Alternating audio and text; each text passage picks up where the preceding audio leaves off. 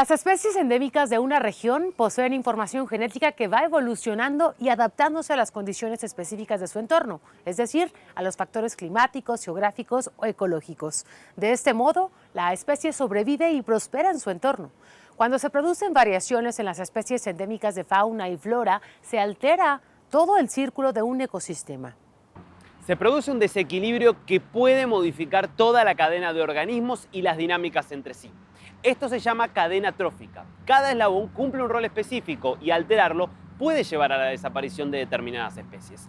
Hoy les hablaremos de cómo la ciencia y la iniciativa personal pueden llevar a la protección de especies endémicas. Bienvenidos a Eco Latinoamérica, hoy con estos temas. Avistamientos de bufeos bolivianos. Científicos computan y estudian estos cetáceos endémicos. El impacto del cambio climático en los manglares endémicos de Brasil, los llamados bosques del agua. Rescatar material usado. Nuestro ecohéroe reutiliza la madera de construcciones en desuso. El bufeo o delfín rosado es un cetáceo endémico que vive en las aguas dulces amazónicas de Bolivia. Fue declarado Patrimonio Natural y es símbolo de la biodiversidad del país. Esos animales son indicadores de la buena calidad de sistemas acuáticos y son vitales en el equilibrio ecológico de la región. A pesar de su estatus, los bufeos enfrentan muchas amenazas. Su preservación es clave para mantener los ecosistemas de ríos y cuencas de Bolivia. Un equipo de científicos los estudia desde hace 20 años para garantizar que sigan surcando las aguas. Desde los Andes hasta la Amazonía, Bolivia alberga gran variedad de ecosistemas. Allí discurre el río Ichilo, el hábitat de los bufeos bolivianos, delfines de agua dulce endémicos. Esta expedición, compuesta por biólogos y pescadores experimentados, colecta datos bajo el liderazgo de Paul van Dam, que investiga esta especie hace 20 años. Los miembros del equipo navegan por el río atentos, rastreando con la mirada para adivinar por dónde va a emerger una aleta o un puntiagudo hocico. Mira aquí hay dos bufeos, mira a babor, llegando a la superficie. Una suave ondulación en la superficie y enseguida aparecen sus cuerpos rosados. Se deslizan en el agua y desaparecen de nuevo sin dejar rastro. Durante esta expedición estamos utilizando el método internacionalmente aceptada y propuesta por SARDI. SARDI es la iniciativa sudamericana para el conteo y el estudio de delfines de río. Este método consiste en el conteo de las poblaciones de bufeo con 6 biólogos. 3 biólogos están posicionados aquí en proa y ellos cuentan y registran todos los bufeos que encuentran en adelante del barco. Al mismo tiempo hay 3 biólogos que están atrás en el barco y ellos registran, monitorean todos los bufeos que observan atrás. A lo lejos se observa cómo nadan en las corrientes, girando un cuerpo robusto y flexible que les permite nadar sin dificultad entre la vegetación acuática de los ríos. Su visión es limitada, pero disponen de un sistema de emisión de ondas de baja frecuencia que les posibilita detectar la forma de los objetos y obtener su alimento en las turbias aguas. Estas observadoras están atentas a señales que anuncien su presencia. Cada uno de los observadores en el cuadrante que le toca y avistamos a lo lejos una burbuja que forma el bufeo, que es bastante grande, ¿no? Si es una más pequeñita podemos inferir que es una cría. Entonces, estar atentos a esa observación. Los bufeos salen a respirar cada 3 minutos, entonces es cuestión de esperar y ver dónde va a salir, ¿no? Entonces lo seguimos con la vista y ahí podemos verificar que lo que estamos viendo realmente es un bufeo.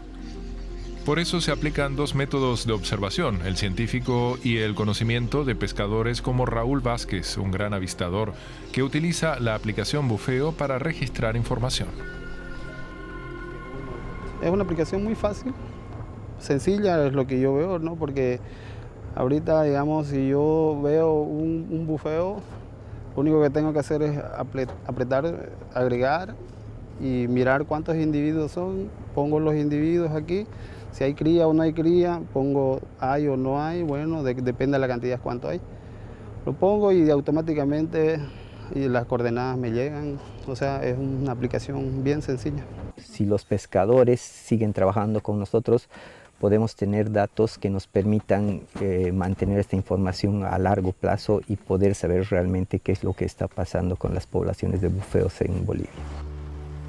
La embarcación navega lentamente cerca de las orillas para poder divisar bien todas las especies, conocer mejor el comportamiento de los bufeos y trabajar en estrategias de conservación. Y en todo el trayecto hacemos un conteo de bufeos por transectos de 3 kilómetros, que solo están divididos físicamente por el GPS, digamos. Todo el transecto del río hacemos el conteo de bufeos, la observación de bufeos, y hacemos una pequeña descripción del hábitat, dónde han estado los bufeos, cuál es la actividad que tienen los bufeos. Durante 7 días, la embarcación se convierte en un centro de operaciones. 180 al bufeo. 2 expertos de Faunagua, con el apoyo de WWF, recorrieron cientos de kilómetros recopilando información para garantizar la supervivencia de esta especie vulnerable a la extinción. Hay la amenaza de la deforestación en la cuenca alta. Al mismo tiempo, su recurso pesquero, su alimento, está disminuyendo. También por la destrucción de los bosques ribereños que ya no producen frutas. Al mismo tiempo hay mucha contaminación en la cuenca alta. En general, el cambio climático es una de las nuevas amenazas para esta especie. Los pescadores también liberan a los bufeos cuando en ocasiones quedan atrapados y valoran su presencia como guardianes, ya que en los largos viajes los protegen de serpientes y lagartos. A veces por accidente se agarran en las redes, ya sea en lagunas o en remansos, ¿no? Y cuando ellos están vivos, nosotros los hemos largado, ¿no? En el agua ellos hacen bastante movimiento, luchan porque están atrapados. Los subimos a la canoa y tratamos de desenredarlo, y si no podemos cortamos nuestras mallitas para volverlos a largar al río. Y ellos se van felices, no se mueven durante estar en la canoa, ellos se quedan quietitos, ¿no? Son animales, digamos, que nos ayudan, nos avisan de algunos peligros, digamos, que hay en el río, o sea, nos advierten, y cuando ellos quieren jugar con nosotros, pues se apegan también y están con nosotros jugando. Omar, capitán de la embarcación de la expedición, hace hincapié en la fortaleza de los lazos entre la ciencia, la pesca artesanal y los conocimientos ancestrales. Pensamos que sí es una especie que mueve, que agiliza, que dinamiza el ecosistema, entonces eso para nosotros es lo importante, pero queremos entender un poco más, es por eso que colaboramos con el estudio. No son simples habitantes del río, desempeñan un rol en el ecosistema como bioindicadores y mantienen el equilibrio ecológico de los ríos amazónicos. El bufeo es el principal depredador, está en la parte más alta de la cadena trófica. Si ese eslabón desaparece, seguramente toda la cadena trófica va a ser alterada y todo el ecosistema que depende de esta cadena trófica va a ser modificado. Estos cetáceos se adaptan al clima explorando nuevas áreas del río inundado, pero su capacidad de recuperación es muy baja. Nacimiento de solo una cría cada 3 años, ¿no? Entonces no tiene mucho potencial para recuperarse ante shocks, su resiliencia es muy baja, lo cual lo hace también muy vulnerable. Con 7.000 individuos, esta especie protegida por las leyes en Bolivia exige esfuerzos multidisciplinarios y comprometidos para preservar los ecosistemas acuáticos amazónicos, que son su hogar. Según un informe reciente de la Unión Internacional para la Conservación de la Naturaleza, la mitad de los manglares del mundo está en riesgo de colapso. Estos ecosistemas costeros albergan los únicos árboles que prosperan en aguas saladas y mejoran la calidad del agua. 1.500 especies de plantas y animales dependen de ellos, pero también brindan muchos servicios ecosistémicos a las personas de las comunidades aledañas. Nos vamos a Brasil, el tercer país con más áreas de manglares en el planeta. Edson Teixeira se pone sus botas y se alista para salir un día más a pescar en una zona de manglares de Río de Janeiro. A sus 60 años, este vecino de Coroa Grande, una pequeña ciudad costera brasileña, lleva toda su vida conviviendo con el ecosistema. Gracias a la pesca artesanal de cangrejos y moluscos, en el manglar encontró un oficio. Pero Teixeira está cada vez más preocupado. El espacio que alguna vez fue un paraíso natural, sinónimo de abundancia, se encuentra cada vez más amenazado.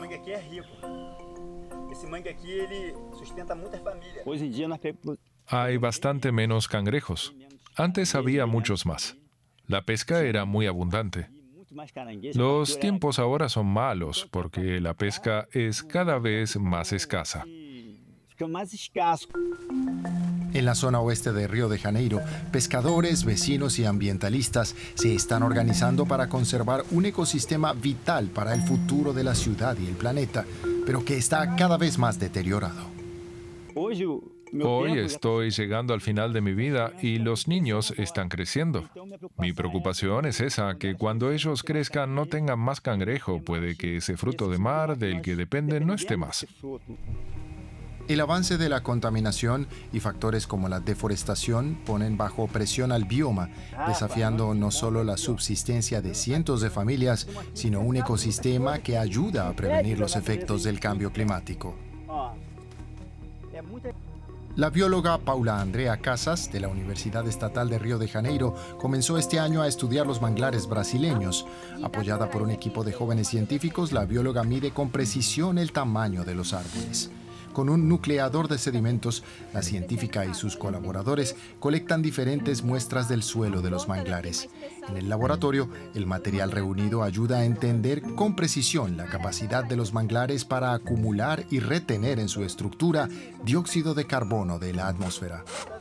Los manglares, ellos son barreras vivas para proteger las ciudades, para proteger las poblaciones que están cercanas a los manglares. Entonces, estudiar cómo ellos funcionan, cómo ellos pueden ser destruidos también por muchas perturbaciones naturales, antrópicas, es importante. Pese al potencial para mitigar los efectos del cambio climático, la científica cree que la población de las ciudades alejada del ecosistema todavía no entiende los beneficios de mantener los manglares en pie. De acuerdo con un informe reciente de la Unión Internacional para la Conservación de la Naturaleza, la mitad de los manglares del mundo está en riesgo de colapso debido al cambio climático, la deforestación y la contaminación. Con 14.000 kilómetros cuadrados, Brasil es el tercer país con más áreas de manglares en el planeta. Que nosotros como investigadores necesitamos hacer mucha más divulgación para que sea entendido por la población de las ciudades, especialmente, cuál es ese papel realmente que ellos juegan para su beneficio. Lucio Nascimento, desde hace 30 años cangrejero de río, recuerda con nostalgia cuando apenas debía remar medio kilómetro para encontrar una abundante área de crustáceos. Actualmente, debido a la devastación del bioma, pierde la mitad de su jornada en trasladarse hasta un área donde los manglares están sanos y encuentra crustáceos. Si todo continúa de esta manera, dentro de 10 o 15 años el manglar morirá, porque aunque plantamos muchas mudas, no están creciendo, no llega el agua, entonces crecen un poco y después mueren las plantas. La situación alarmante ya movilizó a algunos vecinos, quienes han comenzado una campaña de reforestación en áreas damnificadas. Ailton Pereira prepara cuidadosamente mudas de manglares y va plantándolas en zonas cercanas a una carretera municipal donde lo que más abunda son plantas muertas cercadas por desechos plásticos, botellas y todo tipo de basura.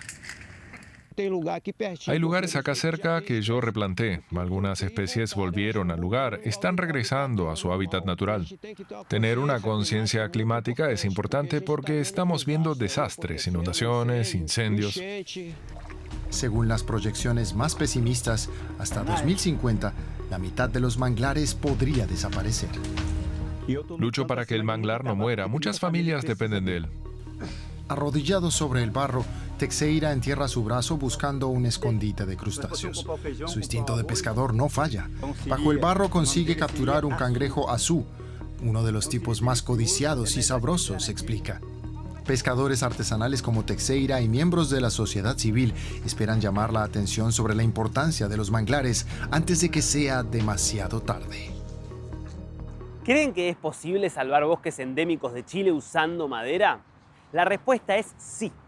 Cristian Morales es un ebanista chileno que decidió darle una segunda vida a las maderas de las casas típicas del sur de Chile para no tener que seguir talando árboles.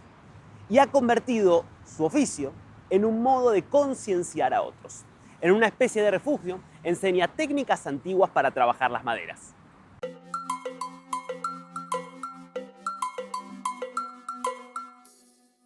Hola, soy Cristian Morales, tengo 34 años y me dedico al reciclaje de madera en el sur de Chile, específicamente en Puerto Varas.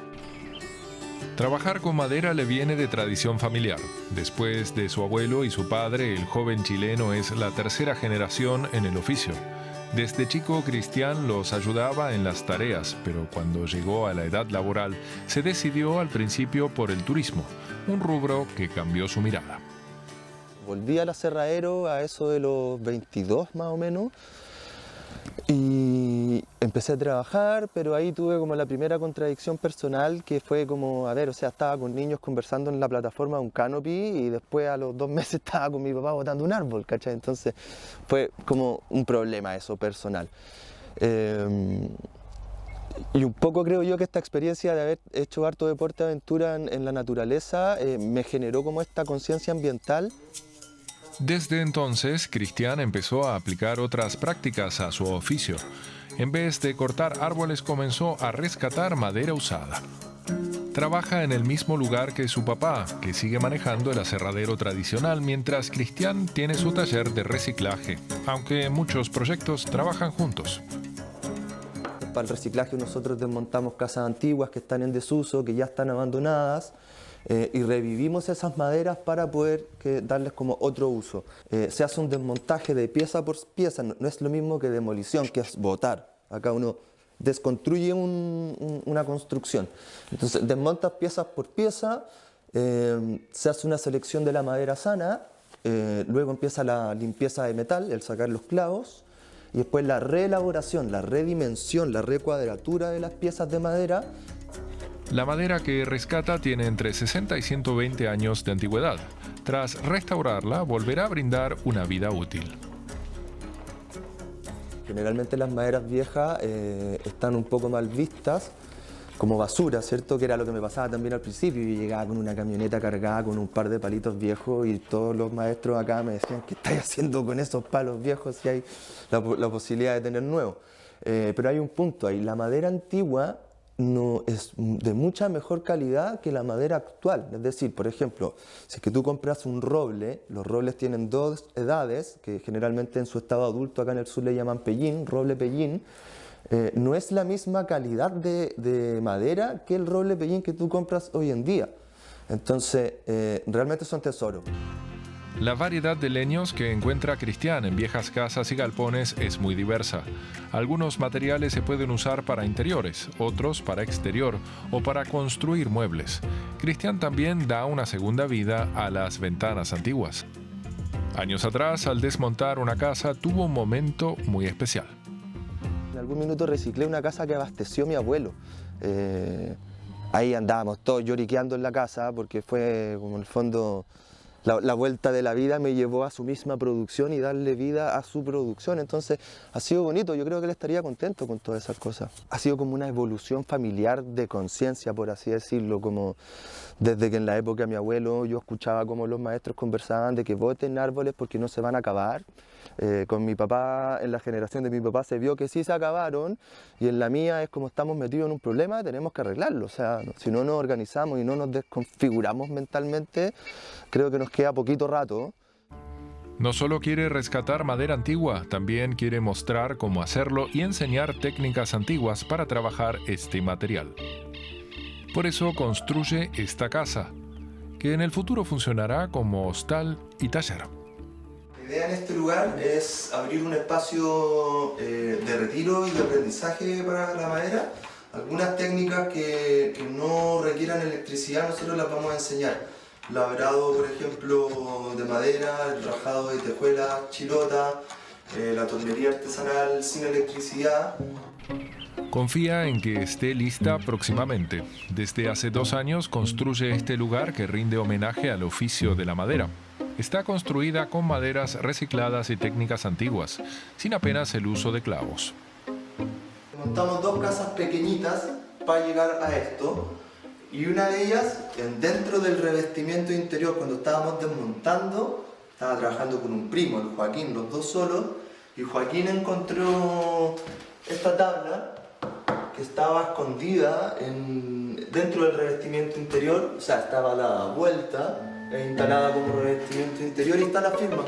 Construido el 11 de febrero de 1960 por Cerón y Quintul, los maestros carpinteros de Fresia. Porque a mí eso termina una rueda circular como de rescate de oficio, de tradición de gente, de cuidado del medio ambiente. Es como la joyita, la llevo guardando 3 años. Cristian es un ejemplo de que también es posible reciclar materiales nobles. Nuestros bosques son finitos, disminuyen a pasos agigantados. Reutilizando la madera de construcciones en desuso ayuda a proteger lo que es nuestro hogar, el planeta. La conservación de especies es uno de los grandes retos de la ciencia. El Centro Científico Tropical de Costa Rica es una organización sin fines de lucro abocada a ese fin. En la Reserva del Bosque Nuboso de Monteverde se llevan a cabo importantes proyectos de investigación que han logrado recuperar y preservar increíbles especies de animales y aves emblemáticas como esta. Es una de las aves más hermosas del planeta, el quetzal. Una madre alimenta a su polluelo. En los primeros días, los pequeños solo comen insectos. El padre también colabora en esta tarea. A las 2 semanas de nacidos, la dieta cambia a frutas, pequeñas lagartijas, ranas y continúan con insectos. Estos polluelos nacieron dentro de nidos artificiales colocados en 75 diferentes puntos del bosque nuboso de Monteverde, al noroeste de Costa Rica. El proyecto desarrollado por el Centro Científico Tropical impulsa la reproducción del quetzal de tipo resplandeciente que vuela por toda Mesoamérica.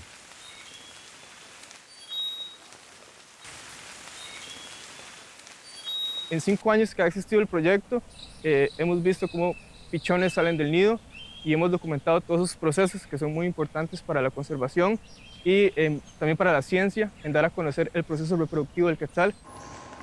Las imágenes de las cámaras trampa ubicadas frente a los nidos documentan el proceso natural del quetzal. Primero, la pareja realiza la inspección y selección del nido.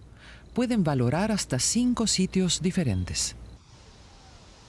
Una vez que eligen el nido, proceden a la cópula. Finalmente, la hembra deposita de 1 a 2 huevos. El macho y la hembra incuban durante el día, la hembra además durante la noche. Este proceso tiene una duración de 18 a 21 días. Aunque nosotros hacemos el hueco donde ellos tienen que entrar y hacer su proceso reproductivo, el quetzal tiene que limpiar ese hueco. Entonces nosotros todos los años le metemos material para que ellos tengan que sacarlo y sigan con su comportamiento natural, que es hacer un hueco en un tronco seco. Para la construcción de estos nidos se utilizan troncos viejos de árboles caídos. Se colocan a 6 metros de altura para evitar a los depredadores terrestres, por ejemplo las ardillas que se comen los huevos.